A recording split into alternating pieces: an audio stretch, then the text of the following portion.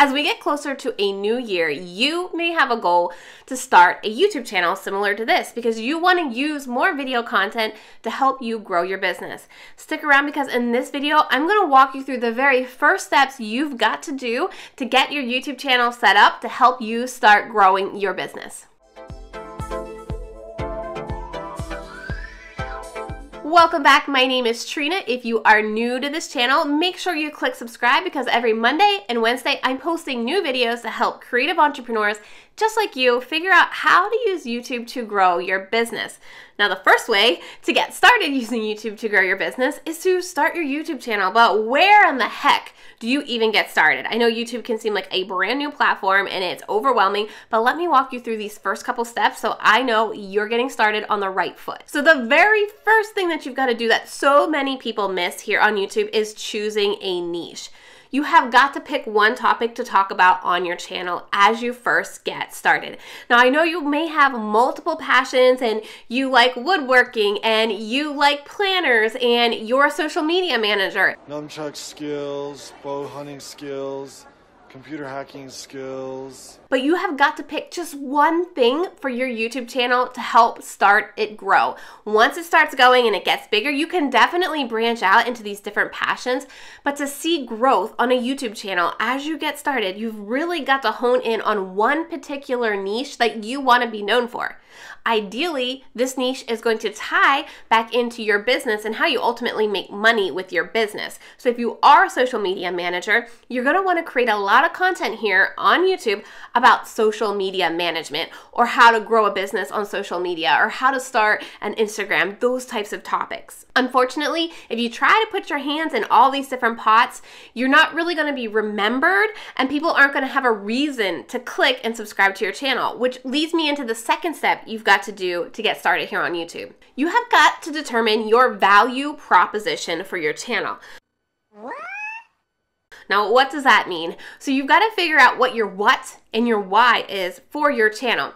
So here's how you want to think about it. What is the value people are going to get out of subscribing to your channel and why is it important to them?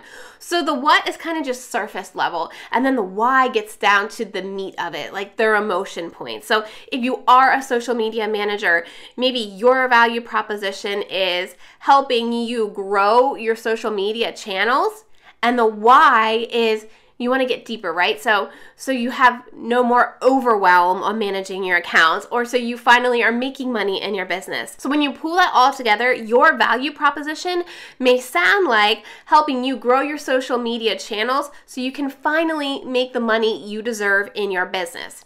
You see, there's that surface level value, but then you dig a level deeper to really address that why. Why do they need the content that you're sharing? Now, this is usually the toughest part of getting started with your channel, and the value proposition can evolve over time, but just get started with really thinking about that what and the why, because that's what's really going to make your channel stand out and get more people coming back to your channel. It is going to be so important for you to have consistent branding throughout your channel. So this means your channel banner, your video thumbnails, your in-video elements, so whether you have a bumper or that graphic intro, all of your text, that end screen at the end of your video, these have all got to link together so people can instantly remember and tie your branding together. Especially with your thumbnails. If people watch a video or two of yours, they start to recognize your thumbnails. You want to keep that consistent so if you show up in search or suggested and they know they like your videos but they haven't subscribed to you yet, your thumbnails are going to stand out. They're going to be able to easily recognize those and say, hey, that's Trena's thumbnail. So for me, I've got this bright pink all over this channel. So if you see this bright pink, you're probably gonna say, oh, that's one of Trena's videos. And that's how I keep getting people to come back and watching my videos. So you really wanna get that branding together to make sure it stays consistent when you get started on your channel. Moving on to the next step, and that is research your video ideas. You can't just throw up any video you want to. You've got to see what types of videos your audience is looking for and what types of videos that you could really stand out on YouTube. I like to use a tool called TubeBuddy and vidIQ to do some keyword research. I also like to just search on YouTube and see what videos are more popular on YouTube. what I'm looking for when I'm researching these videos is with my Google Chrome plugin for vidIQ, I'm looking in search for videos that have more views than that channel has subscribers. Because that's showing me that YouTube is recommending this content because the video is getting more views than that channel has subscribers. So somewhere it's getting traffic, and I know that that's potentially a good video, or the thumbnail is good, or the title is good. And so I keep this all on a Trello board as I start researching so I don't forget this, because I'm a mom of two, and let me tell you, my brain can sometimes be mush. And so as I start researching these, the secret strategy that really takes us to the next level is starting to think about these videos in playlists. So when you're thinking in playlists, you want to think about an overarching category or theme and these smaller videos that you can put into that playlist. What you're really looking for on YouTube is watch time, not just on one video, but on multiple videos. So what I like to do is think of one big idea, and instead of creating a giant, 15 to 20 minute video, breaking that down into smaller videos so my viewer can get an instant win, and that makes them happy to come back and watch another one, right? So for example, I may have a playlist, how to get started on YouTube, all right? So that's my playlist idea. And then I'm going to break it down into little steps. So how to come up with video ideas, how to set up your YouTube channel, how to add a channel banner, how to create thumbnails. These are all smaller videos that I can put into this overarching playlist. So that's how I want you to start to think about your videos as you're researching. Think about 4 to 6 videos that you could put into a playlist. Trust me, this is game changer. Not only is it going to help you come up with more ideas, but it's going to get more people watching your videos, and it's going to get YouTube suggesting more of your content. Once you have those video ideas decided, the next step is to start scripting. And yes, I suggest you script, especially when you're getting started, because turning on the camera and seeing that red button flash at you can be overwhelming. And you want to have a clear path on what you're going to say, so you don't start babbling or getting off topic. You want to be very concise and to the point, especially when you're getting started. Not only is scripting going to help you stay on the right path, but it's also going to help you minimize the time it takes you to film, because you've got all your ideas down and you know exactly what to say. And it's going to, in return, help you save time on editing, because you're not cutting out all these extra pieces where maybe you were thinking or you went on a sidetrack. Trust me, scripting is important when you're first getting started. All right, moving on to the next step you need to do when getting started on YouTube is make a schedule. Not only is this going to hold you accountable, but you're also going to be able to let your viewers when to come back for another video. You want people to start to think about your channel as like Game of Thrones or This Is Us, right? On Tuesday nights at 8 p.m., This Is Us is on and people are there watching that episode.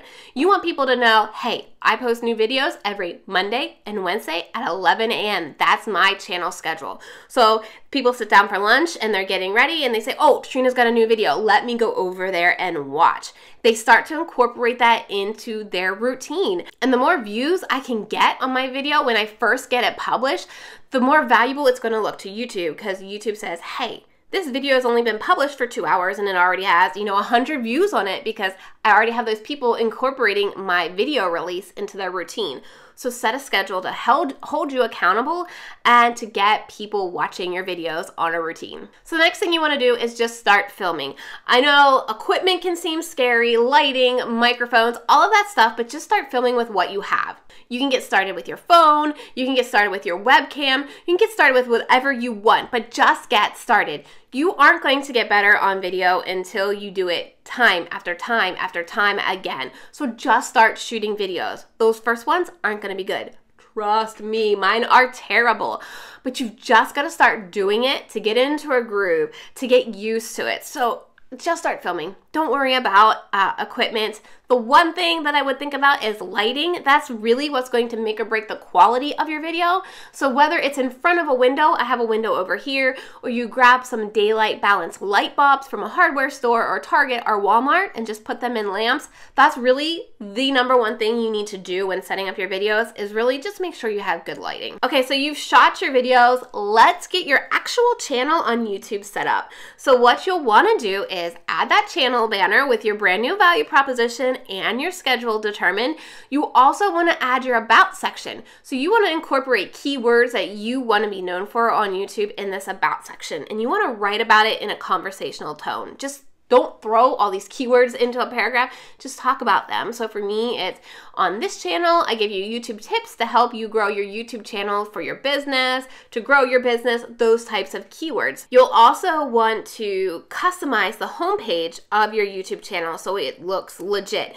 You don't want people to come to your channel and be like, I don't know about this person, they don't look legit. So I have an entire video that you can go to watch to learn how to customize the setup of your channel. All right, you've got your channel nice and pretty, you've got your videos ready to go, and now it's time to upload and promote those videos. One of the biggest things that I see people doing wrong is not sharing their videos. They post it on YouTube and they think, if I build it, they will come. Well, when you're first getting started, you have got to pull people from all over the place to watch that video. So whether you have an email list, a Facebook page, Instagram, you've got to tell those people to go over and watch your videos. The more people you can push over there, those are the easy views to get. Those are the views that are going to signal to YouTube that people are actually watching your videos, so they'll suggest it more. So share it on Pinterest, share it on Instagram, wherever you are at, just share it and let people know, hey guys, go watch my new video, it's brand new. All right, this next step is the most important step for getting started on YouTube, and it is to be consistent.